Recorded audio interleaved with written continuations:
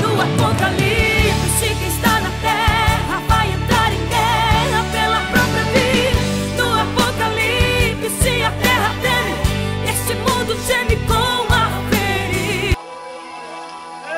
Você pode dizer, pastor, eu já vi tantas vezes falar do arrebatamento da vinda do Senhor.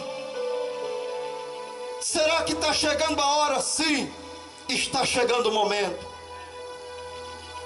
No dia que aprovaram aqui no Brasil e em outros países casamento de mulher com homem, mulher com mulher, naquele dia mexeram com a ira de Deus.